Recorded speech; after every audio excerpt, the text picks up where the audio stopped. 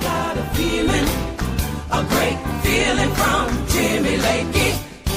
Jimmy Lakey in the morning makes me feel alive. Woke me up this morning, now I'm up and on my way. Oh, oh, oh, yeah, what a great way to start your day, the Lakey way. Well, ladies and gentlemen, can I do a mea culpa right up front on today's show? Good morning, Jimmy Lakey, broadcasting live, streamcasting and podcasting. I broadcast, streamcast, and podcast all at the same time and never gotten an infection. I do them all. But I don't know what that means. I'll tell you, I got a mea culpa. I have responsibilities here on the program, and it's not just to be the beautiful man behind the camera, in front of the camera, and the voice that you recognize. My job is to push a couple of buttons in the morning on my computer that sync up our technology around the world. And ladies and gentlemen, I must tell you that I thought I pushed all my buttons today, and I'm waiting and getting a coffee refill, and I'm sitting here. Ran to the printer back where in the print room. I do all that. I go everywhere, and I realized I failed to push the final button. It's my mea culpa, and so we're running late today because Brother Jimmy, in all of his glory and the goodness, I did not push. I wouldn't say I pushed the wrong button. I did not push the button that I was supposed to push. So again, this is a very high-tech organization, and producer Chad has to push a couple of buttons. It's like launching nuclear codes. If he doesn't push his buttons correctly and I don't push my buttons correctly, nothing fires off, and then you got to take a blue pill. So that's different. That's different. Anyway, I pushed the buttons wrong, so we're a little bit late this morning, and I apologize.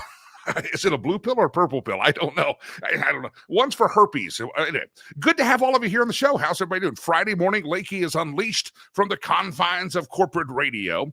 I got a question. This is not the question of the day, but it is a question. How did you, I asked this, how did you find us? Are you an old radio listener? I'd love to hear the history that you and I have together, please. How did you find the show? How did you find out that every morning you wanted to spend a part of your dysfunctional day starting off on this program? I'd just love to hear, did you stumble across us in a drunken stupor of a hangover one morning and go, what the heck is this? Or were you still scanning the dial when they canned me from the iHeart Kingdom after 10 years of loyal and glorious service? How'd you find me? I'm just curious about that. How did you discover the show? I still have people to this day that email me and say, Jimmy, we really miss you on the radio. And I will email back if I get those, if I see them.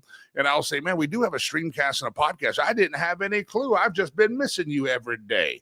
So some people don't know the show exists, even though they might have been fans on the radio. So anyway, throw those in there. Always love to hear it. Always love to hear where you're listening from. Missouri, Arkansas, Texas. Those seem to be our top performers as far as Johnny on the Spot. And yeah, see, there's Scott. He's over on the Rumble feed. Says he listened to me. Found me from the days of 600 KCOL. Anybody remember that? We started a Fox News Radio 600 KCOL, then as KCOL 600. And anyway, those are bygone days, my friends, bygone days. I walked out of that building one last time last November, and they said I was eligible to be rehired after the layoff, but they haven't called yet. I'm shocked by that, aren't you? Anyway, good to have all of you here. Lakey is unleashed from the confines of corporate radio. All right, let's get to some news, and we got some great guests. Doug Giles is going to be on the program this morning. He's confirmed. Sherry Cree, Realtor Extraordinaire, is going to be with you. And we'll all be together. It's going to be a great morning together. Chuck Schumer is still continuing his self-serving shutdown, and Democrats have joined his cult and have decided that they're going to keep the shutdown going. What is this, day three of the shutdown? So welcome to your government shutdown. Anybody affected by it? I mean that sincerely. There are some good people that have government jobs, and we don't fault you. Not everyone's a down and dirty, deep state, deep swamp bureaucrat. There's some good people that have great jobs. TSA agents or federal employees. You've got people that work for the Social Security office. You've had a need for you, your parents. They've interacted. There's some very good people right now that are not working right now, and that's very, very sad, and it's Chuck Schumer's fault, and Chuck Schumer's fault only. Again, let's go through the details of the let's go through the details of the story. This is the same by word verbatim continuing resolution that has been passed many times, and 13 times. Chuck Schumer voted for it in March, but now he says he can't vote for it anymore. And the big beautiful shutdown is happening right here in front of us, and they've got the shutdown going on. I've got a story here I want to share with you because they're parsing words, and you've got to watch out. When politicians are speaking, they're usually lying or they're usually deceiving you. And that can be Republicans or Democrats. We're bipartisan in pointing out that Republicans have failed us many times in the past. We've been told many times that government shutdown, you got to stand up and fight them and let the government shut down. We don't care. And now conservatives rather go, you got to open the government. So we all take both sides of the issue, whether we like to admit our hypocrisy at all. If you're a great Trump MAGA supporter, you didn't mind it. If Joe Biden's government shut down, you just wanted them to get blamed for it. And now the roles have reversed, and that happens here. But I think the thing about this is only a continuing resolution that says, hey, this isn't like the whole budget. We don't like the budget we're pouting. This is, we won't keep it open for 7 weeks until we can have the debate on the budget. That's all this is. This is really, let's just keep this going until the budget, the 12 appropriation bills are ready, and then we will debate those. Then you can add amendments to those. Then, I mean, those are long-term spending visions that maybe you want to shut down the government. This is just simply a continuing resolution saying that for a temporary window of time, we will decide to keep the government open. Now, in typical fashion, the Republicans are doing the same thing that we were accused Democrats of doing. It's a 7-week CR. Let's keep this thing open for 7 more weeks. And at about 7 more weeks, you're going to be right up against Christmas. And then the story's going to be, we got to get this done before Christmas for Christmas break. So they always put themselves, Republicans and Democrats, up against the same deadlines. Now, I am willing to give Mike Johnson the benefit of the doubt because I hear he's trying his best to return this thing to regular order. In other words, rather than continuing these omnibus bills, they pass one big thing, it's too big to read it. They're going to do 12 appropriation bills, which is how the budget is supposed to, because he's promising that that's what this 7 weeks is, to get back to the 12 appropriation bills and regular order that they have not been on for over a decade. Then I'm okay with giving them a little bit more time. But let me set the tone straight out there. Republicans have failed us many times before when it comes to budgeting and when it comes to the economy. And be very wary. Just admit that we find ourselves on the opposite end of this. Because our side, if we ever shut down the government on Joe Biden, we're like, it deserves it. Let it all shut down. We don't need it all. But now that it's shut down under our guy, we go, well, okay, sarah. So there's some hypocrisy. I think you just have to recognize it's innate in us based on our political team and based on our team. We love it when the other team gets called for pass interference. But if we get called for pass interference, he barely touched him, we're screaming at the television. We have these nuances and bias. But I just want to set you up that just because we get the CR is going to get passed and they'll reopen the government, all this stuff, we have to make sure these Republicans don't go back to their weak, limp-wristed, pansy-ass ways that they've had before, where they make a lot of promises and they say they're going to get us to regular order and they say we're going to have 12 appropriation bills and they say we're not going to have to do CRs all the time. They say things will return to some level of normalcy in the legislative branch, and the Republicans have failed us many times as well. So I'll throw that out there, Republicans. If you're paying attention to us, you need to pay attention closely. We do expect something to come from this, and it's, I'm fine. I don't want anybody hurt. There's some good people that aren't working right now, are going to have to eat off their savings or not buy groceries, or call their lender and say, I can't make the payment this month because they're not getting a paycheck. There's some bad things that happen to good people during the shutdown. Not everybody that works for government or gets a government check is a bad person. There's some really good ones out there that you want those people, those honest brokers in the government, and you want them to be taken care of. But so you want something to come from this. But what I don't like is the disingenuous of I want to point out our hypocrisy that, hey, if this were Biden and roles were reversed, we'd be saying, shut it down. We don't need it. I recognize that. I recognize when I tell you that your team committed pass interference, my team does the same thing. It's not pass interference. I recognize our hypocrisy. What I don't like is that this is a CR. This isn't like the full budget. In other words, I don't know if you want to die on a mountain, if you can use that phrase. That's just a continuing resolution to get things back to normal. That's where I think the Democrats have misplayed it. And in doing so, as we have now learned constitutionally, they have basically said Congress is not in session right now. Congress has ceded they've ceded their power of the purse, and they've given it back to the president, so he's going to do some layoffs. And so they're doing that all over 7 weeks. Not a big mountain to die on. We don't like the budget. There's not enough on Social Security. No, this is just keep it going as normal. And that's weird that the Democrats have chosen to die on that. As again, you want to have a big budget battle, you can do that and see what happens. But this is not the big picture thinking. This is just simply, do we keep it going for 7 more weeks like it was?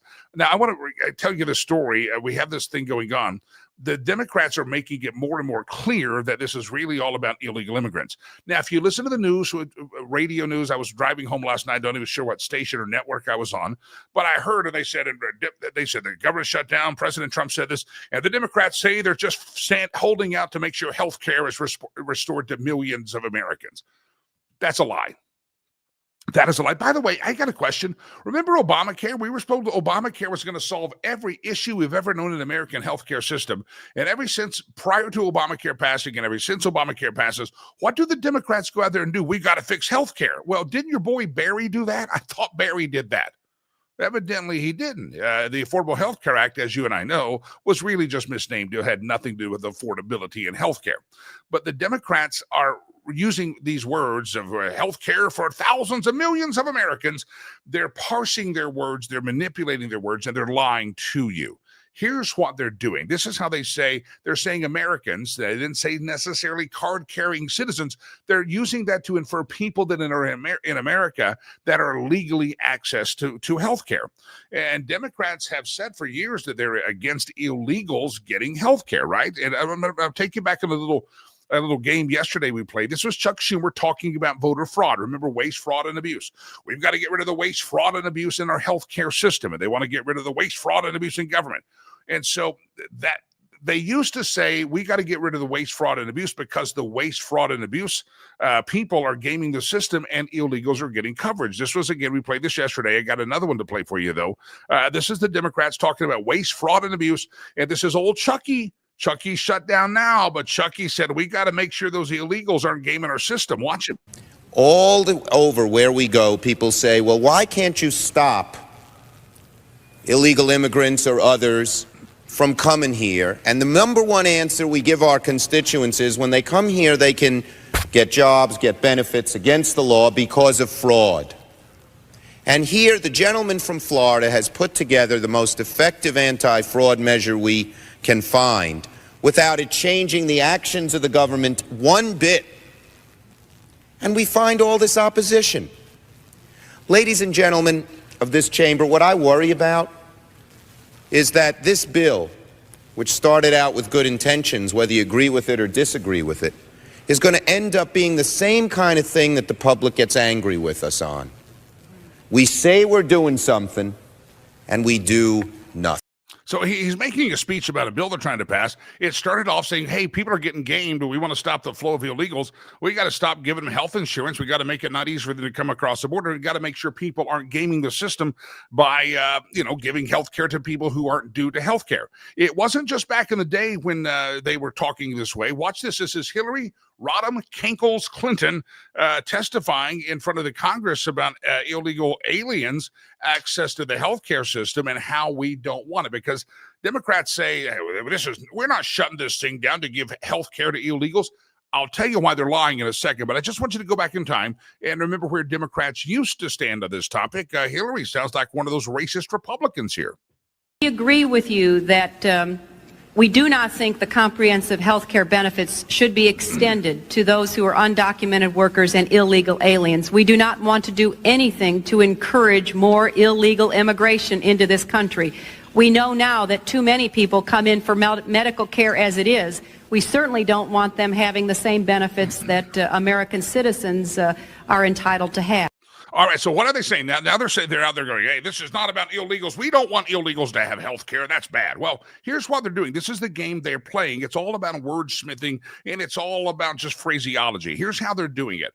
They want to restore back from the big, beautiful bill that cut a lot of, it cut off funding that states could use certain Medicaid and Medicare funding and healthcare funding to the states, and they could provide local services to illegal, undocumented illegal aliens. And they were using that.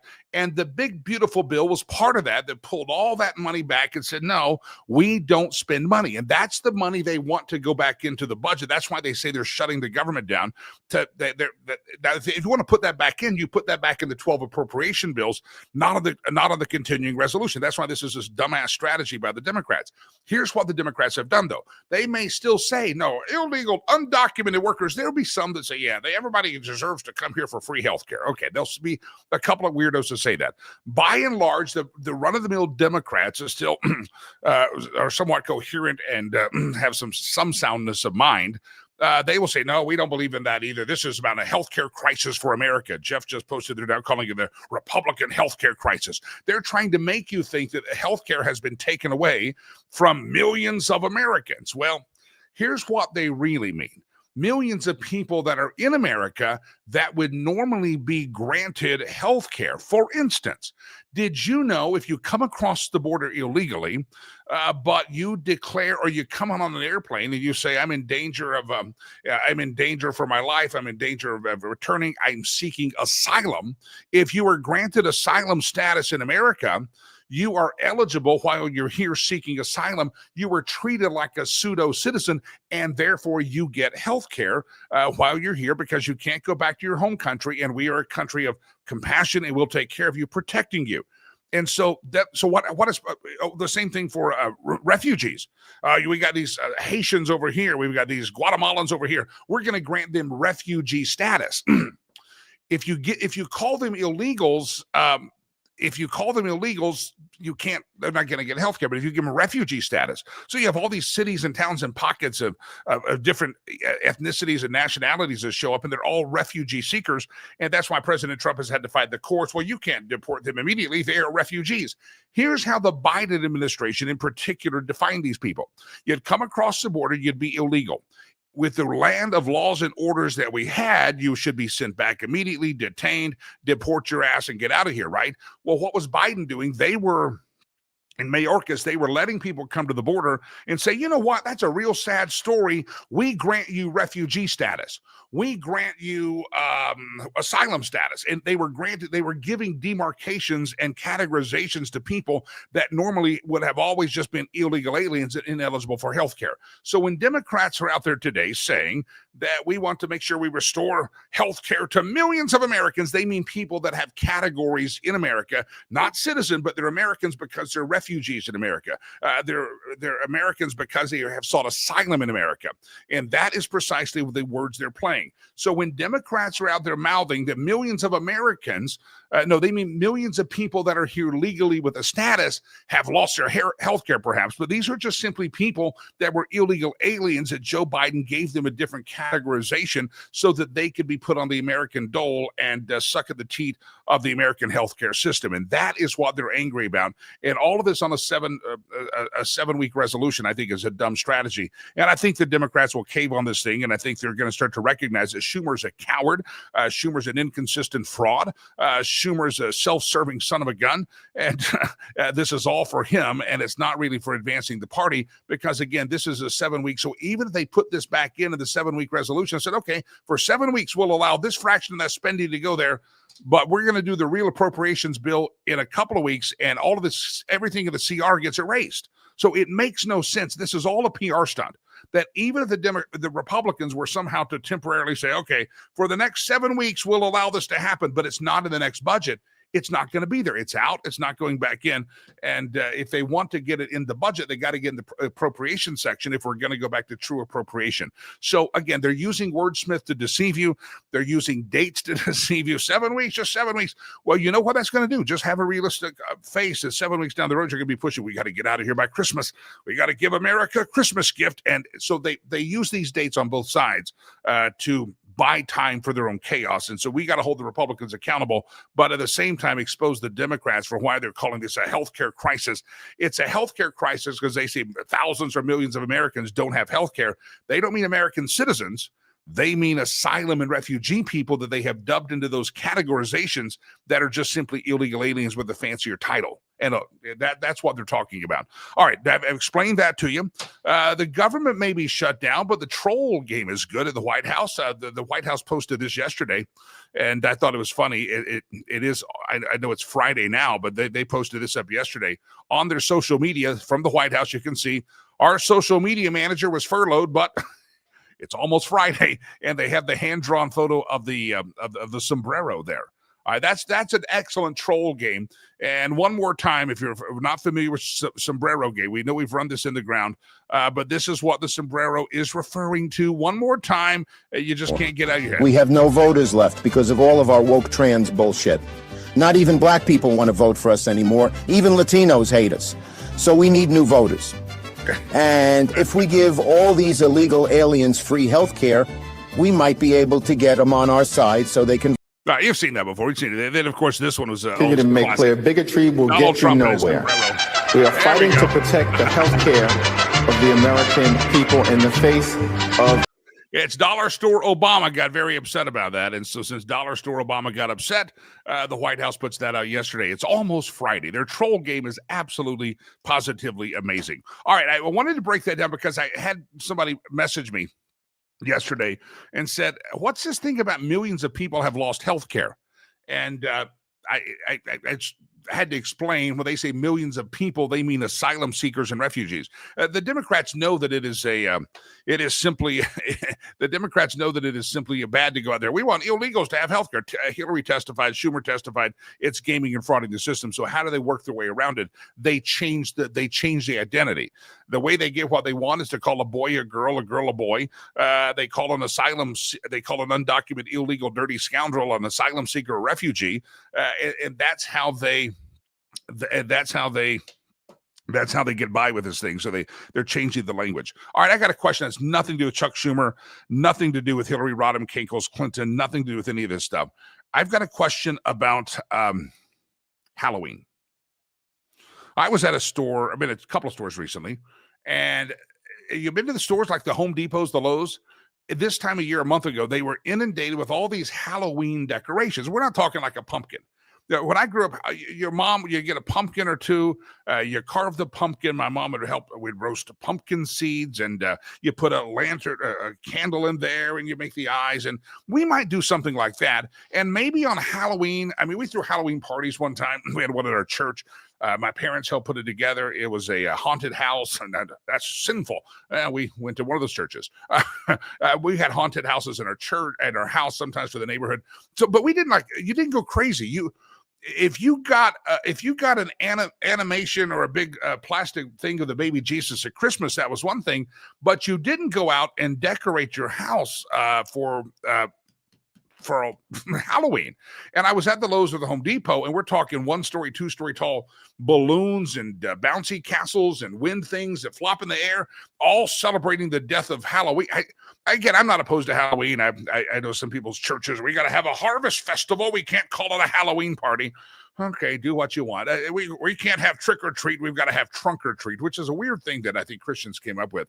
I think that's weird myself, but nevertheless, that's after my time. So whatever you want to do. But my mom would take something that might look like a cobweb on Halloween night and hang it by the front door. But scaring the heebie-jeebies out of children or making your house look like the crazy old person, axe murderer lives there, I don't understand the concept.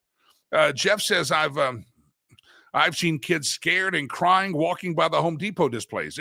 It's really just strange to me that we go all out on Halloween decorations. And I'm not against it if you want to do that. But producer Chad and I were talking before the show, where do you store all this crap at? I have enough time thinking I don't go overboard for Christmas at my house. It's just myself and my son, unless we have a little party or something. So we're all good. But we have a Christmas tree, and it's properly decorated, and it looks mighty fine. The stockings are up on the mantle with care, and we hope to St. Nick will soon be there. We do the Christmas thing. But even just storing that is a pain in the butt. I watch some of these people that are buying stuff at the Home Depots and the Lowe's or even the Walgreens. I went in there. They had a torso of a statue that was as big as a human being, if not larger. And you're like, why would you?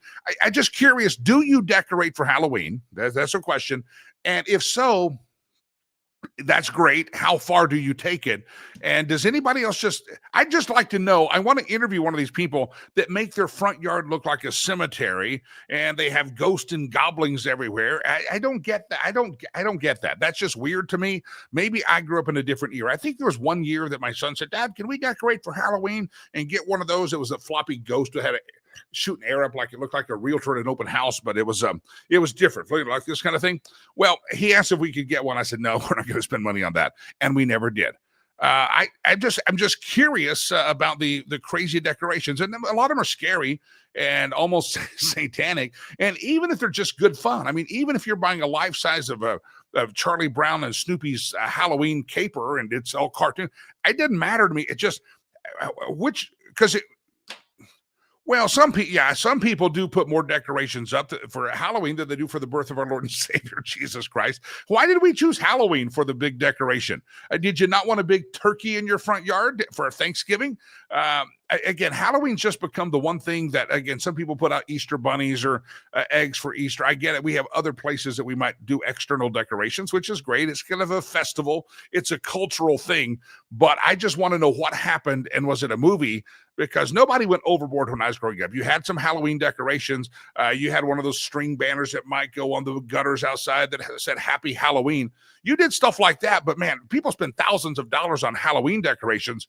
And I'm just curious, are you one of those? I want some of you to fess up that, yes, you are one of those people that does crazy, crazy, crazy Halloween decorations. Please confess yourself right now. And are you a Halloween decorator, and to which level do you take it? That is your question of the day. We had a pre-question of the day. I asked many of you how you come to stumble across this show, and I saw some interesting comments. They've probably been on the screen. I said, did you find me in a drunken stupor? And on the X, Lisa says, not a drunken stupor, but mid listening for the last 10 years on my morning commute, bright and early at 6 a.m. So happy to listen to you live in the MOT. I don't know what MOT.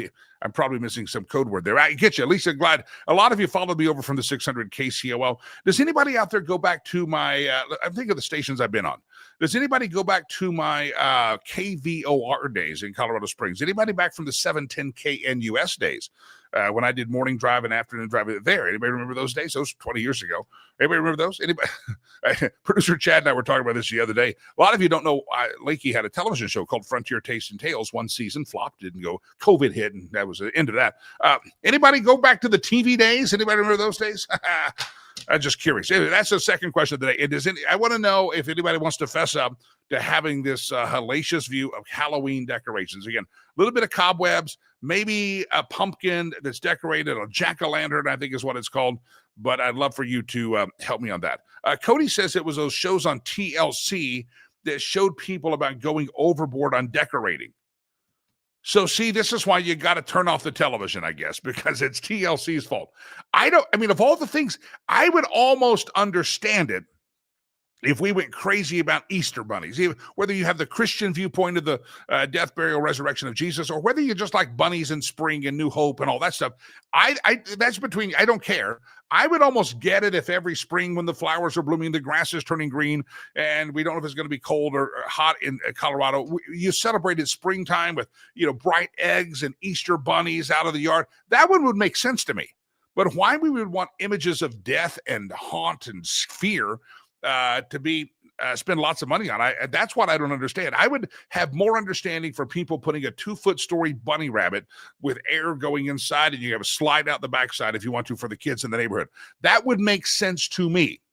But all the skeletons and stuff just kind of, no, I'm not scared, but it kind of makes me weirded out. I drove by a house that's not in my neighborhood, but it's in the area near where I live, and I had run an errand, and I took a road I don't, and I saw this giant chair sitting out front, like they had made this chair that should be made for a giant. And I said, someone's sitting in a chair. As I got closer, I realized it's a giant chair, and they had a pretty realistic looking mannequin, if you will, dressed up, jeans and a flannel shirt. And as you got closer, it looked real. I thought someone was really sitting there until I got the size perspective. I said, yeah, that's not real.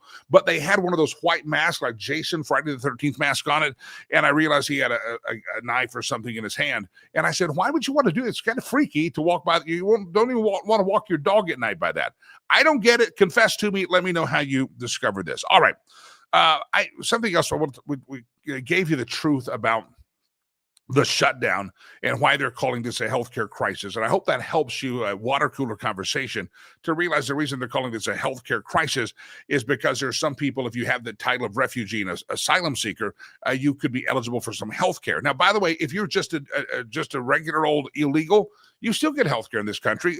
There are federal programs that are funded out there that they're not going to kick you on the street. That's our American healthcare system. Oh, you're not an asylum seeker, you're a refugee, you're just a good old-fashioned illegal? Nope, you got to get, and they don't do that. There's still emergency care for these people. It's just the day-to-day healthcare that we pulled out because you're illegal. And so the Biden administration, what they do, they change the categorization, they change their pronouns, if you will. They change how you describe them and call them, well, if we don't call them good old-fashioned illegals, but we call them asylum seekers and give them refugee status, then they're eligible. So that's what they're talking about when they say American healthcare has been destroyed. We've got to get healthcare back to Americans. Well, because technically if you seek asylum and you seek refugee status and you're granted that, you then become an American. And so they're just kind of jumping the shark there and say, yeah, they're all Americans and we took their healthcare away. That's where the real smoke and mirrors and shell game is happening in the description. There's something else I want you to be aware of. And this is a time that you should pause and be very thankful that your President Trump, and that we won the last election, because there is a movement afoot, as we've seen demonstrated in recent years and recent days. There is a movement afoot to squelch free speech. And they try to do that. When I ran for Congress, I was called a racist, bigot, homophobe. They called you everything. The misogynist, they did it. And evidently people kind of that was the boy that cried wolf. People were tired of that. You called Lakey a racist, but you know what he does in Africa. These accusations and these verbal darts were not sticking. And so with Donald Trump, when they went totally batcrap crazy, apoplectic, they couldn't just say racist, bigot. Everybody was used to hearing that. And so now they're the oligarchs and the billionaires and they're Nazis and they're jackbooted thugs. They elevated the rhetoric, and it drove people into more of a tizzy. And then you could post a meme with a guy in a sombrero and then be called a racist Nazi for putting a dollar store Obama in a sombrero. So they've upped their game over and over again. Well, as we know, watching the murder of Charlie Kirk a couple of weeks ago, watching some of the things that have happened, some of the protesters that tried to shut down conservatives from going on campus. You had Riley Gaines literally being held hostage in a closet at a university. And remember all those stories? The media didn't cover it well, but they've been attacking free speech on the campus. And then remember, we had our social media platforms. We had Twitter, we had X, we had all these places kick you down if you dared question Obama or Biden, or if you dared question Dr. Fauci, they would shut you down. Well, that's heading in a very, very bad direction for a country when one whole side of opinion, if you dare to disagree, you're automatically dubbed a Nazi. No, I just disagree with you, and nothing Nazi about me. I think you just have a bad idea. Yeah, they can't defend their ideas, so they call you names. It's childlike behavior. It's what they had. Well, where we were headed as a country, and this is why you should pause and thank the Almighty for sparing us from this, is that we were headed to a place to where, oh, look, Nazis, what do you do, Nazis? You lock them up. You crank them down. They can't be talking about illegals like that. They can't be talking about health care like that. They're jackbooted thugs. And so what do you do if you have the mentality that that's how evil these people are? We have to get them off the street to save them literally from Adolf Hitler, right? Well, this is what's happening. I want you to see this image. These are the countries with the highest number of arrests for online comments, expressing comments about memes. Look, there's about 400 in 2023 from Russia. Turkey had 500. China had 1,500. Germany, 35. Belarus, 62. Again, you trace the numbers. Some of these numbers are hard to get, but we know for a fact the United Kingdom in 2003 alone, and this was 2003, had arrested 12,183, highest in the world for online memes and conversation, just online memes out there that explicitly prove a point. And this is where we were headed, that our meme, this is why I celebrate so much Donald Trump trolling from the White House and using memes to illustrate a point. And that's why some left memes are actually kind of funny as well. Memes are a great way to illustrate your point in political argument. I think that's why we have the stolen meme section of the show. But I want you to remember that the fact that Donald Trump is trolling and having a good time, and you can still have a good time, and we can retweet these things in other countries, including that one across the pond, we would be, they'd probably be sawing down the front door right now. They would probably be shutting this down. So don't take it for granted that we do the stolen meme section of the show, the meme roulette. Don't take it for granted that Donald Trump is putting a sombrero and a Steve Harvey mustache on Dollar Store Obama. Don't take any of that for granted, because in other countries, they have lost those freedoms, and these are countries around the globe that are free. And I hope that we always keep those freedoms, and we don't keep those freedoms if we don't appreciate them and recognize them for what they are. All right, speaking of crazy people, Trump derangement syndrome, we're going to go to Sherry Cree, our realtor extraordinaire, every Friday at 8:45. But here I want to show this. This is funny. It may be a coffee alert for some of you. I like to let you know when coffee is going to squirt out your eyeballs, because some of you may find this quite comical. I don't think it's as funny directly as Dollar Store Obama, Hakeem Jeffries having a sombrero on, and Donald Trump playing the full part of the mariachi band. I wish that's funny, but this is also funny. Ladies and gentlemen, this might be what it's like, maybe a new reality series about doctors who have to treat these people that have gone crazy. Watch it. How has the election made you feel on a scale from 1 to 10, with 10 being Nazi? My name is Dr. Nick Peterson, and I specialize in those suffering from TDS, Trump derangement syndrome. Hello, I'm Dr. Peterson. How are you? Well, Donald Trump is a felon. Nope. I asked how you were doing. The majority of Americans can mentally handle election results on both sides of the aisle. However, there's this small, albeit growing, group of, I don't want to say Americans, but people that are just disconnected from reality. Fascist. And honestly, it makes diagnosing these people a whole lot easier. I just check their social media. Gone are the days when you just search your symptoms on WebMD at home by yourself. Now they record their symptoms and post them for the world to see. The haircut is also a dead giveaway. So, what brings you in today? Oh, I don't know. Maybe it's the orange democracy-destroying, Putin-loving dictator. All right, so mental illness. They are completely blind to the fact that their absurd actions and ideologies were a big factor in their party's loss. Let me ask you this. Do you even know what democracy is? Follow-up question. Do you know how Kamala Harris became the nominee? I know you're a deplorable Nazi fascist bigot. Okay, neat. Turns out that calling half the country Nazis for 4 years was not a winning strategy. And yet somehow, not even Cardi B could save him. Do you realize what I'm going through? Yep, delusions. I am losing my right to vote? What? Where are you getting your information? Whoopi Goldberg? Well, what's the remedy, you might be wondering? Well, if you ask me, it's a history lesson in Jesus, but the pharmacy doesn't offer those. I prescribe them a brain, and I send them to tryabrain.com for more information. Well, I'll show you. I'm moving to Canada. That'd be great. And I'll be shaving my head. Oh, no. And one last thing, I'm going on a sex strike. Your loss. Oh, no. Oh, no. Anyway, that's so true. It illustrates the absurdity. That type of speech in certain places across the pond would probably be considered enough to get you locked up. I saw the sentencing of a guy who posted a meme in the UK, I believe, about illegal immigration. And he got literally jail time for 2 years. And the judge lectured him and said, I could give you up to like 20.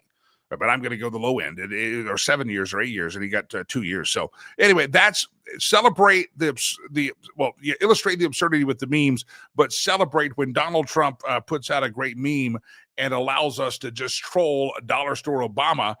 You got to laugh at that and take it like you can get it. You know, we're not being crass or mean. That's not racist or anything. I think that's just funny. And there's other stuff that they'll think is funny, and it's okay. I'm happy that we live in a place where we can still have a president that says, hey, we're going to put this out there, and somebody's not going to like it, but retweet it and share it to the world, and they keep trolling. Don't take any of that for granted, because that's what they were trying to get rid of. All right, got to go to my great guest here in just a moment, our regular feature on the show. Over on the Rumble, I see Jimmy's Frontier Taste and Tales shows were very entertaining. Bowling Bison Ranch cigars, Tommy Knockers. Yeah, we filmed out at Tommy Knockers. The Schnitzel down in the hill country of Texas. That bowling one, if you ever saw the bowling one in some small Texas town, I bowled, I hit the perfect shot. That was not staged. That was all just realistic. Everything was realistic. We were smoking cigars in the bowling alley, if I recall. Anyway, that's fun time. Anyway, just curious how any of you discovered this Lakey Unleashed streamcast. If you're listening on the podcast version later on the program, feel free to jump into that as well. And let us know, did you find us accidentally? Were you actually searching for the name Lakey Unleashed? I'm just curious. Sometimes people do stumble on us in a drunken stupor, and then when they wake up sober, they go, man, I must have been really drunk. I've heard that happens. I don't know. All right, great to have all of you here. It's Lakey Unleashed. Pleasure to have you here Friday, October the 3rd. We have explained for you the illegal alien healthcare crisis. They just changed the name, and then they say Americans are being cost. We've talked about the censorship overseas and the censorship we've avoided. And we also, we talked about the trolling of the White House and the Sombrero Gate. That's always great, fantastic. I do have a story I'll get to here momentarily, taking us back to the days of Joe Biden. Remember all the accusations that Hunter Biden had done some corrupt deals with Ukraine? Anybody remember those? And Donald Trump said, could we investigate it? And they impeached him over it and all that stuff. Well, turns out we're learning under old Kash Patel, the FBI had her eye on Hunter Biden and Ukraine and never did a darn thing about it. We'll get to that story here in just a moment. But please welcome to the program, as she comes on every Friday at about this time. I'm 17 seconds below my scheduled time. It's Realtor Extraordinaire. We talk about homeswithsherry.com, homeswithsherry.com. Good morning, Miss Sherry Cree. How are you? Great. Good morning, Jimmy. Good morning to you. October. I've been around your house. You're not a crazy decorator for the Halloween. I know you probably hand out candy or something if you're home. Let me ask you, as a realtor, if you're trying to sell your home, maybe you don't want your house to look like a cemetery for Halloween. Don't decorate the Halloween death stuff if you're trying to sell right now. Is that fair assessment? Probably the rule of thumb for selling the home is you don't want to limit your buyer pool. So you don't want to offend anybody. You don't want to be too unique. I'm sure if you had a fantastic Halloween decoration, it will appeal to some buyers, but then you're isolating other buyers. So yeah, somebody else is going to be superstitious and say they may have real bodies buried here, so you should avoid that. All right, I thought that is a real estate question. Sherry, let's dive into a couple of fun little topics. Number one, we're 2 weeks now in, an interest rate has cut, and we talked about how it already is kind of built into the system. There is expectation that we have another cut maybe coming up here real soon. In your assessment, any changes in how you view the market going? Is it going to become this buyer's market here real soon, or where are we at, and how are these interest changes being received? Yes, my firsthand feel, in the trenches, buying and selling real estate. Currently, the market is still very slow. It's a buyer's market. And with this rate cut, the one that we had in September, that didn't bring down the interest rate much because the rates are already, reflecting that cut in anticipation of the prime rate cut. So currently it's about 6.3 is like a base rate for 30-year fixed mortgage. And we are hoping to have another prime rate cut before the end of the year. But I don't think it's going to affect that rate dramatically. So as a buyer, if you are on the market shopping right now, it is still buyer's market. You can negotiate seller's concession. Let's say you negotiate $10,000 seller concession, and then use it to buy down your rate, and then you can get under 6% rate now. And all that, once enough people start competing for these houses because the rates keep coming down, that's when it's going to shift to the old seller's market. And that takes us to kind of the next topic. I remember growing up, my parents would want to buy a home and they wanted to keep one for rental property, probably couldn't. And we could make an offer on that home, but we got to do the contingency which is real hard to do in a seller's market where people are competing for this. Contingency offers are bad. And we've had a lot.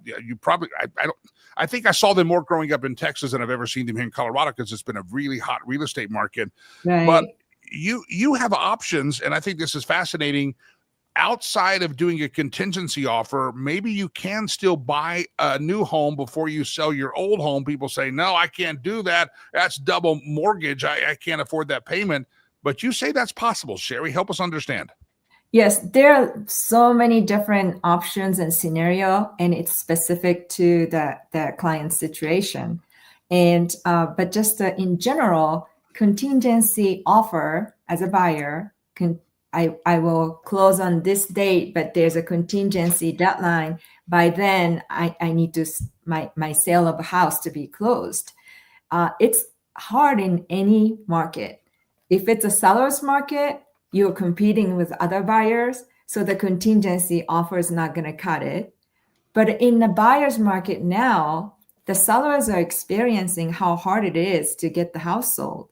So if you're the seller receiving a contingency offer, it has to be really attractive on other areas, because if I make an offer to your house and you've been sitting on the market for 2 months, and then I said my offer is contingent upon my house selling, then you have to think through, like, hey, can you just make an offer when your house is under contract? So when we say contingency offer or contract, there are two types. Contingent upon closing, that means my house is already under contract, so what date I'm anticipating to close, and then that's a lot better.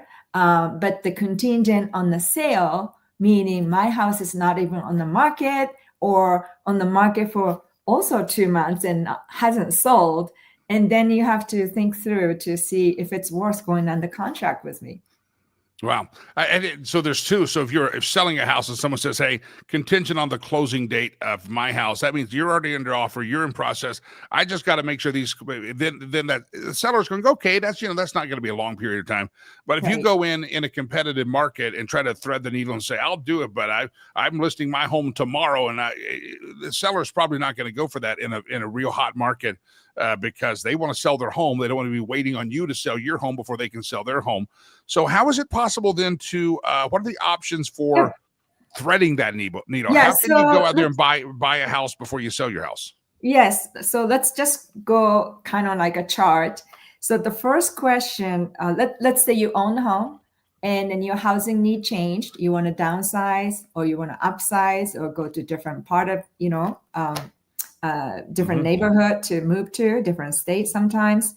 And then you own the home, and your equity is what you need to purchase the next home. The first question this is something that you have to work closely with a very helpful creative lender. The first question is, do I qualify to get the mortgage loan, basically to have 2 mortgage loans? So do I qualify to get a loan to purchase the next home without current home being sold? So if you own the home free and clear, that is typically always possible. You have a full equity on your current home, and then you can get a mortgage loan to buy before your sale closes. But even if you have a mortgage on your current home, with your financial picture allows to, qualify for another loan, that you have that option. And then if the answer is no, absolutely, you don't qualify to get the next mortgage loan until this mortgage loan fall off your plate. Then your first thing you think about is contingency contract, right? So this house needs to be sold in order to buy, but here's my offer. I'm getting the financing to buy your home. And then we just talked about contingent on the sale is a lot harder than contingent on just the anticipated closing. You're already under contract, scheduled to close. And another thing you can do is close on the sale first. Let's sell it. But it sometimes works for some people, sometimes don't. Let's say if you're relocating to next different state, out of state, let's focus on selling your house here, and then close. You get the sales proceed. You no longer have a loan, and then you rent something for 3 months while you shop for your next home.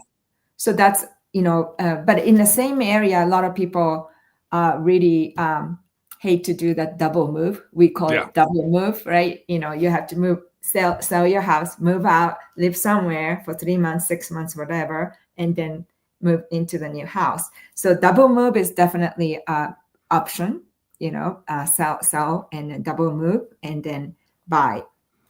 And another thing that you can negotiate is, as a seller, you can negotiate your contract to close. The closing will free up your equity and then qualify for your purchase. And then you negotiate seller rent back. So you don't have to move out upon closing. Yep. So if if you're paying cash, if you have a financing for the purchase, when you are selling your home, and if your buyer of your home is financing the purchase of your home, you can do typically up to 2 months rent back, 2 months seller rent back, because it's a lending guideline. Because if you're going to be renting longer, their buyer's financing might be considered like an investment property purchase, because you're going to be tenant for 3-4 months. So you can do that. Or there are lending companies, the mortgage companies, who offer buy before sell loan. And what that is they will put your sale house under contract with them as a buyer on paper. That way, your house, your mortgage payment on your current house doesn't count for your qualifying for the next loan for the debt income ratio. They will just pull it off, and then they do the financing for your purchase. And then when your house sells, that Gotcha. the loan will get paid off. So they kind of like a bridge you as a lender. And of course, there's a fee associated with it, but that's a valid option. Now, if you qualify to get a next loan, or you can still do contingency, but you don't have to do contingency. And then you put your next home under contract, and you can still try like a seller rent back or something to make sure the sale, happens before or close to the purchase of the house. But what commonly my current clients are doing, I have a buyer clients who are under contract currently. What they're doing is they go ahead and close on the purchase loan. And of course, they don't want a double mortgage, but they can qualify. So they close, they move in, vacate your existing home so that it's a lot easier to prep it, stage it, and accommodate full showings. You don't have to scoot out with the kids and dogs, and back and it is forth. hard to show a house on the market while you live there. So in that case, when you sell your home, there's a thing called a recasting of the mortgage loan. So you got the new loan, and when your house sold, let's say you have $300,000 equity in there that you want to apply towards your purchase. But if you just pay down your loan, your mortgage payment won't change. They want a smaller mortgage payment for budget wise. But the bank will rework the loan as if there was additional $300,000 as a down payment. So that's not refinancing. It doesn't cost much. And then they just work out the loan, recasting the loan terms. Before we run short on time, Sherry Cree's my guest. You can go to her website, homeswithsherry.com, homeswithsherry.com. Sherry, the bottom line is there's a lot of contingencies in real estate that happen. We have to be here by this time, out of here by this time. We got to thread the needle, get the kids in school. You mentioned the creativity, that all the ideas that you can bring to a buyer or to your buyers that want to go out, and you can help them with all these different ideas. You mentioned a creative lender, somebody that can do creative and think creatively.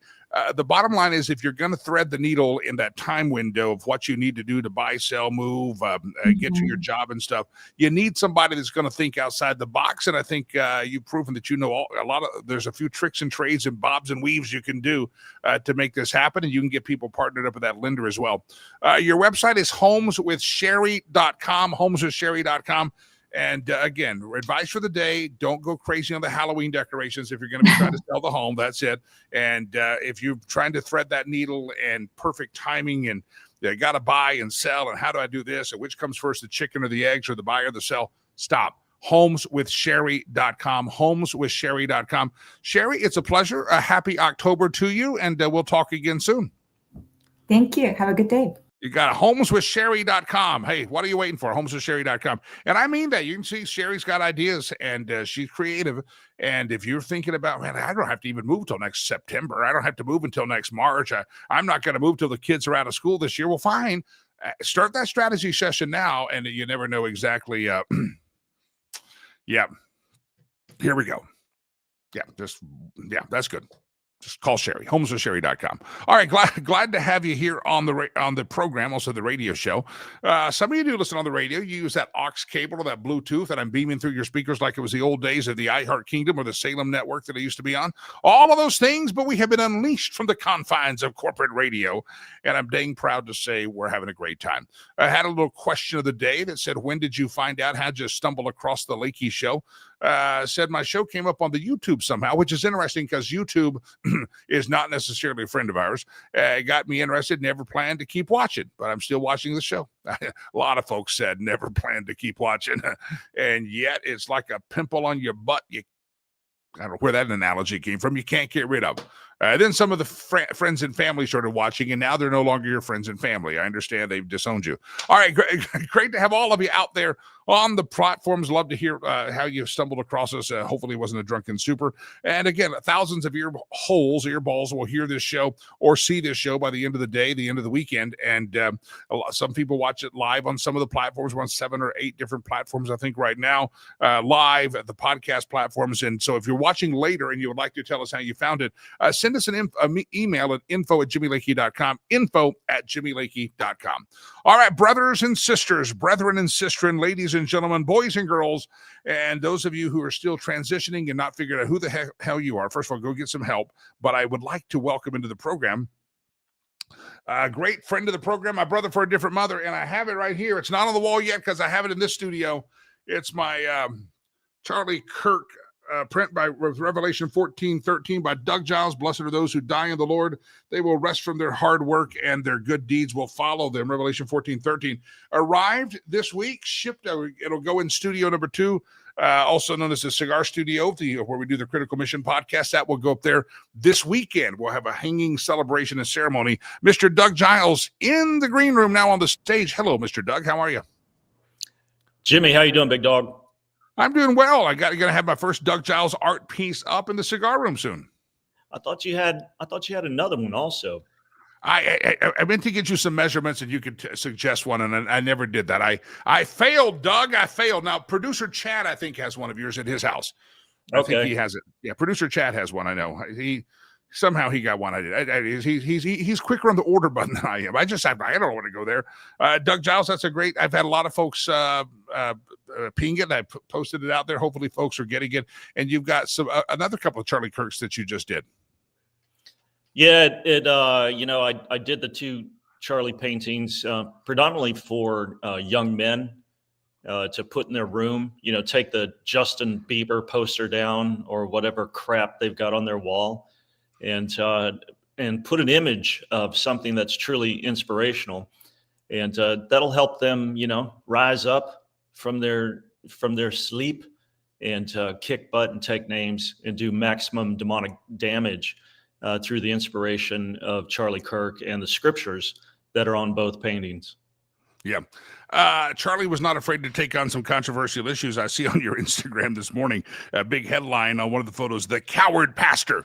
And that's something that Charlie was never a coward about anything. He'd take on all comers and he'd have a conversation. And COVID showed that we do have some pastors out there that are a little bit weak-kneed and limp-wristed. because they're not willing to take on big topics.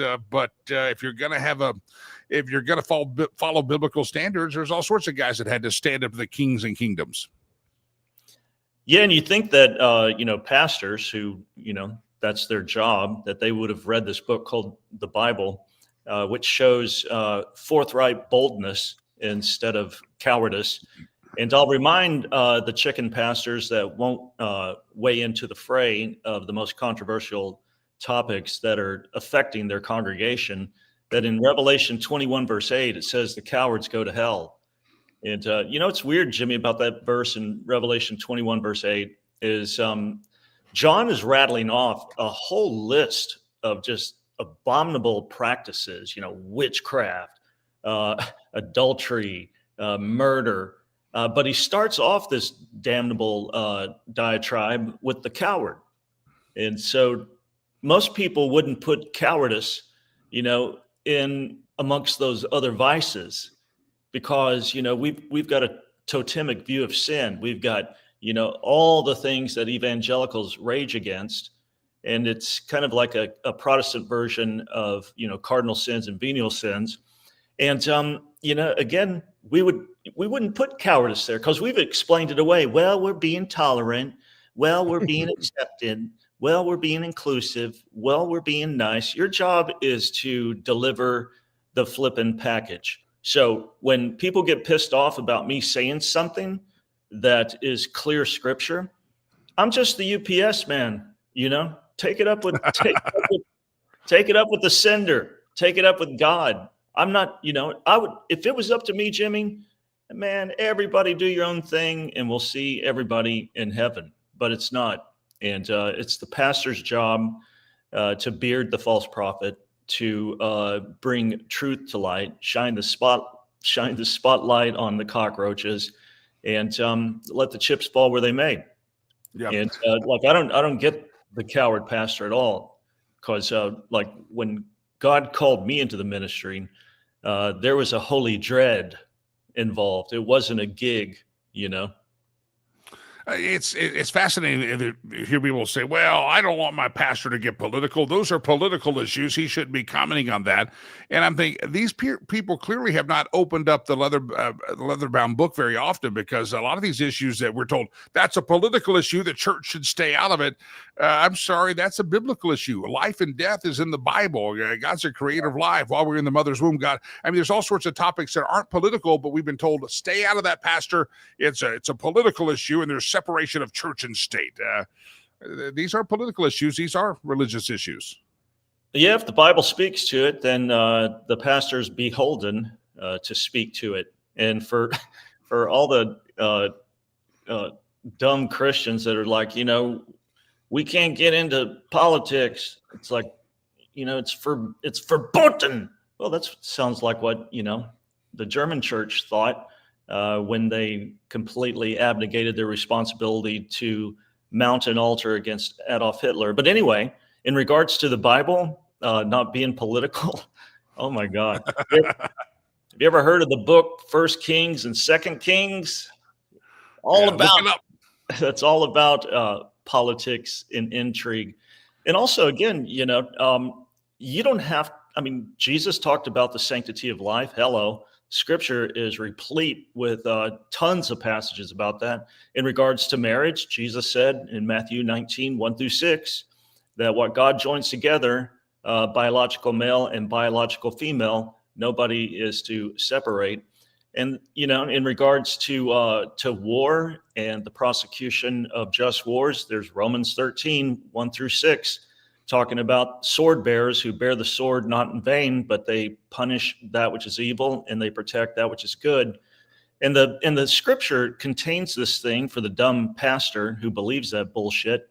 It contains this thing called a biblical worldview that speaks to all aspects of life, just like Marxism does and communism does and Islam does. The scripture does also.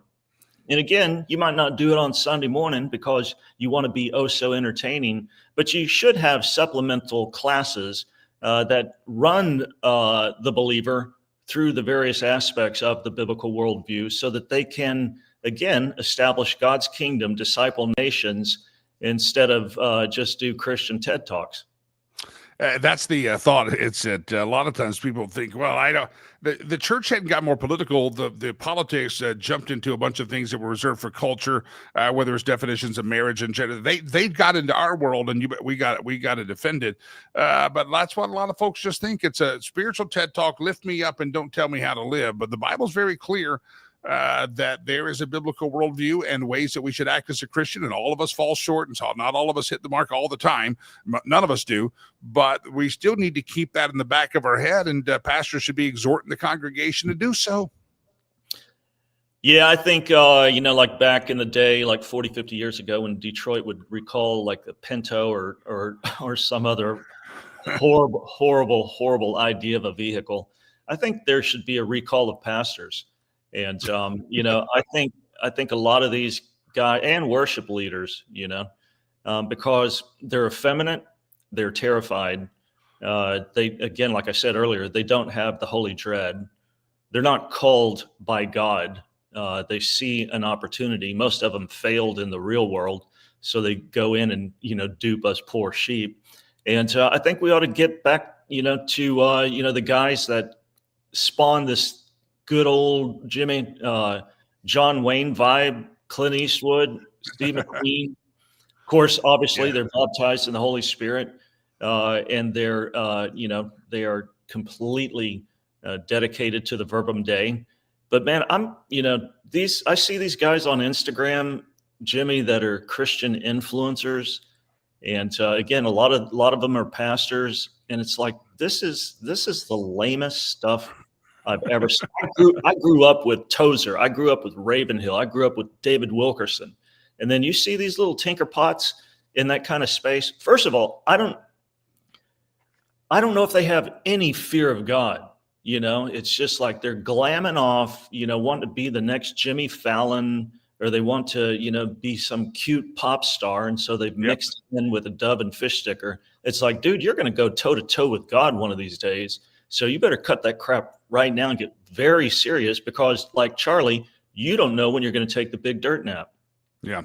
I am sitting here thinking there's a story. I'm not Catholic, and everybody knows that. And I've got a lot of questions for Catholic friends out there. But I saw this story this weekend, and I said, this is kind of symbiotic of the church, Christian, proclaiming Christians everywhere, that Pope Leo, the new Pope, they had something, I guess, at the Vatican, and they brought in a block of ice, and he's standing there in his holy robe, and he's blessing. It was something about climate change and global warming, and that was symbolic of the icebergs and the ice caps. And he was putting his hand with his funny hat on and blessing the ice caps that they did not melt. And I'm thinking, I wonder how many people out there woke up that had real pain, real agony, real misery, real anxiety, real depression, needed real healing, needed something real in their life. And there's their spiritual leader out there blessing an iceberg while he wears a white robe. I'm like, what good is that kind of crap to the world out there? The world's looking for answers. They found it, bold faith in Charlie Kirk. They found bold faith in other places. And I think that's what people glom onto. And I don't think blessing an iceberg, there's very many people out there that are looking for God, saying, well, I'm just looking for the guy that can bless the iceberg. I'm not looking for that crap. Yeah, if I was a Catholic, I'd be shaking my damn head after watching him lay hands on a block of ice. Yeah. So while wearing, as you pointed out, a Liberace Elvis costume, I don't know how, like, I'm a thinking man, and I don't get the wands. I don't get the sensors of smoke. I don't get the costumes. I don't get the little hats. I don't get any of that crap. Because again, Jimmy, and my Calvinistic Luther roots are about to show through. I'm sola scriptura.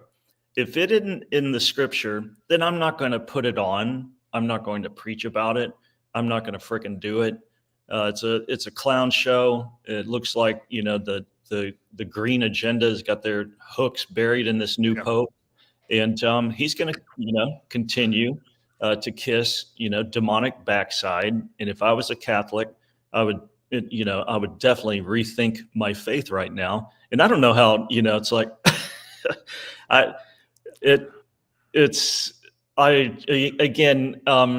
I'm just too critical, Jimmy. I think too much. I can't imagine ever going to a church or being a part of a denomination or whatever you want to do to where the leader's up there saying, hey, I got an idea. As my prop for the sermon, let's bring an iceberg out, not to talk about something about deliverance or freedom and real life walking. No, we're going to bless the polar ice caps because Al Gore told us they'd be gone by 2007. We got to keep blessing them. I'm sorry. I'm out the door and I'm stopping my auto draft payment for my tithe. We're done. Yeah, when I was bear hunting, brown bear hunting in Prince William Sound, Alaska, we were eating steak and lobster one night about 1 o'clock in the morning. Sun never sets during the spring. And we were drinking, Jimmy, glacier ice martinis. Oh, so cool. Our outfitter pulled up to a glacier, had a 5-gallon pickle bucket, knocked a big chunk off the glacier with his pickaxe, and then scuttlebutted back to our cabin. And we had these beautiful, glorious glacier ice dirty martinis. Oh. Now, if Pope Leo was making martinis for me afterwards, I could probably forgo a lot of that stuff. But he didn't call me for a martini, Doug, and I don't think he called you as well. All right, Doug, what you got working? I know you always have some great books out there. I know you got one that's out there doing well on Amazon right now. You got the Charlie Kirk paintings. I'll let you give a chance to push all things Doug Giles, including any books that those pastors might need to read that are cowards. Yeah, so for the young squabs, if you're a dad or a granddad, get your college age, high school age young son or daughter, one of my Charlie prints. Again, if life imitates art, don't have lame art. In regards to the chicken pastors that are out there that need some Holy Ghost testosterone adrenaline jolt, you can get all my books, Pussification, If masculinity is toxic, call Jesus radioactive. And that's a great one because it frames the rebel from Galilee, as I only can do it, through the scripture, through the entirety of the book of Matthew, as being a pipe-hitting nut cutter and not some sweet and winsome, soliloquy spewer. And if you want to educate the young kids in a book that there's nothing like it, and make them men instead of males, lion-hearted, making young Christian males rowdy biblical men. And of course, if you're a hunter and hunting season's raging right now, Jimmy, it's raging. I'm going next month, got a couple of trips going. Get them the Bible and hunting. And if you're doing a lot of windshield time, you're driving long distance to your hunting location, we've got the audio book and it's hilarious. I know I did it. I know it sounds self-congratulatory. I was listening to it yesterday, Jimmy, going into Austin, and I laughed so hard, milk came out of my nostrils, and I haven't had milk in 36 years. That's funny. So all these are on Amazon or DougGiles.org if you want all things Doug. Link you over to the art side as well. Real quick, it's become obvious we have a lot of fun chit-chatting back and forth, but we are in this battle, the murder of Charlie Kirk, politically. At all points, we see physical bullets, we see physical stuff, but there's a spiritual battle going on out there. And you've written a great book that I think every believer, maybe those that have been re-inspired to get back to church or back into faith because of Charlie Kirk and the happenings of the last couple of weeks, so you're just kind of saying, okay, something's happening out there. I need to get back and get centered over back with Jesus. People say, how do I pray about this stuff? You've got a book that I think everybody in this time needs to have a copy of, and it's about prayers that literally kick ass, Psalms of War. Yeah, it's and again, most Christians, they don't even know the imprecatory prayers and the imprecatory Psalms exist. They can't even define what an imprecation is. And so, again, because, they don't teach it in youth group, definitely don't do it from the pulpit, but they're maledictions, they're curses that there's 109 of them, Jimmy, 109 in the book of Psalms, which contains 150 Psalms. And the book of Psalms is plopped right there in the big middle of the Bible. And you'd think that the Christian would clue in that maybe God wants us to pray these prayers. And it's the 44 Magnum of the prayer arsenal. It's what you pull out when things get egregious, when you see the devil afoot, when you see impenitent, implacable people that are spot welded to El Diablo. These are the prayers you pray. And it's not the now I lay me down to sleep type stuff. It's Lord, smash their teeth. It's Lord, turn them into snail slime. It's Lord, remove them from a position of power and replace them with righteous leadership. And again, that used to be, Jimmy, that used to be the Psalter of the church. That's what we used to sing, the flippant Psalms. And now we sing, Jesus is my boyfriend, and feelings, nothing more than feelings. And Jimmy, we wonder, and Jesus prayed these things. Paul did, John did, Moses did, all the prophets did, but the church doesn't, because we've been told, well, that's not nice. Listen, the world we're living in is not freaking nice. And I believe, Jimmy, that David waylaid more enemies via these Psalms and him praying these things than he did with his slingshot. Yeah. It's a serious time out there, and if we've seen the evil surface its head out there, and it's trying to made martyrs of people that were just standing up for Jesus. And if you want to recognize the unseen world out there, and that's not a battle of flesh and blood, but powers and principalities, things that you can't see, Psalms of war, prayers that literally kick ass, might be a good place to, let's say, electrify or resurrect your prayer life in a way that you've never had that done before. Doug Giles, it's always a pleasure, my friend. And tomorrow we'll have the hanging ceremony. I think the mayor's coming over. The Congress people are going to be there. It's a big celebration here as we hang this up in the new studio, in the other studio. So it's going to send me video, man. I appreciate it. I will. Producer Chad's going to wear his Boy Scout costume from a long time ago, short pants. It's going to be weird, but it's producer Chad. So Doug Giles, talk to you soon. Is that his was it Weebles? Weeblos? Yeah, Weeblos. I think Weeblos is what they were called.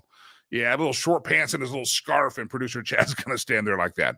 I think he may be the only one attending. I don't think the mayor's attending. I could call the mayor and see if my mayor is a woman mayor. We're very equal opportunity here. We allow women to vote in this town as well. That's what I've heard, and they can run for mayor. Yeah, that's what I've heard.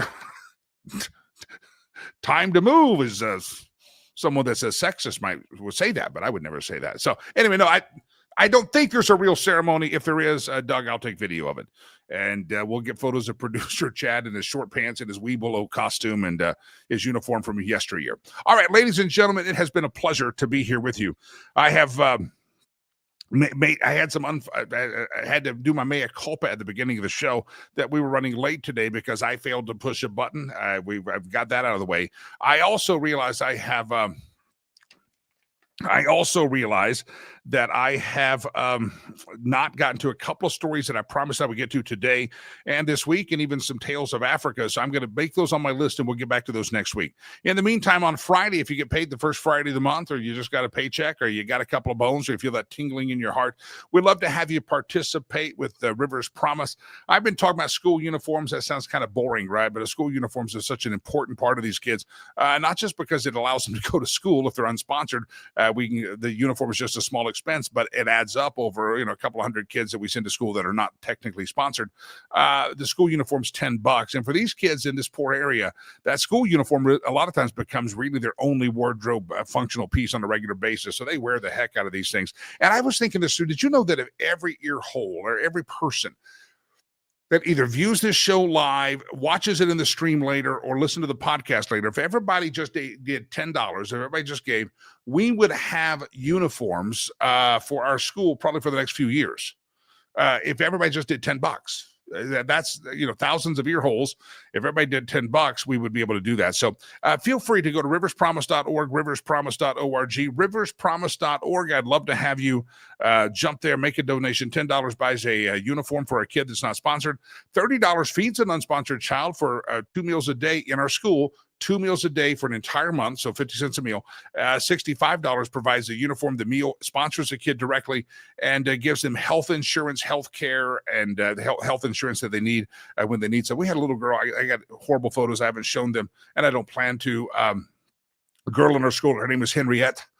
We'd call Henrietta, but her name is Henriette, and she had an accident in her home a couple of weeks ago in which she was sleeping. They sleep in small huts if they don't have a proper house, and somehow when she was sleeping, there was a fire and some water that was heating up, and somehow she knocked it out, came down on her, and she had some severe burns, and they sent me photos with her in the bandages and wrapped up. Breaks my heart when I think of it, but fortunately, she got health care. She was in the hospital, and I need to check on her this weekend and see how she's doing. But that was all because I'm not even sure she's sponsored, but if we let them in our school, we have to make sure they have access to health care. So it really does. And it's just tragedies happen there. They happen here. And she ended up in a burn situation. And we pray for Henriette. If you're going to say your prayers, she's one of our kids here at Go to Legacy Christian Academy. And but she got health care, and they get health care because we provide that through our program. So riverspromise.org, make a donation. We'd love to have you do that. All right. Ray says, I just threw up in my mouth envisioning producer Chad in his small Weeblos outfit. Small is the key because he's a grown man and you can just see him. It's next thing he's going to be in the wrong bathroom at Target dressed like that. All right, I got to go. We got to wrap this thing up. Everybody have a great weekend. Don't forget, follow me on the social sites, if you will. I'm not hard to find. Facebook.com/Jimmy Lakey fan page. Facebook.com/Jimmy Lakey fan page. Twitter is just my name, or X is just my name, Jimmy Lakey. Instagram is just my name. Everything is just my name except Facebook. You got to spell out the whole thing. Thanks to the Media Equalizer crew and the Red Wave America crew. Thanks to all you rumblers out there. Hello, YouTube. How are you doing? We love you. You have a great weekend. I'll be back Monday morning. Going to head to the airport here in just a few hours. A little weekend travel, but back here Monday morning. Good Lord, we're on the Creek Snow Rise. Until we meet again on Monday, I mean this. May God bless you. And God, please bless America. We can use it. See you Monday.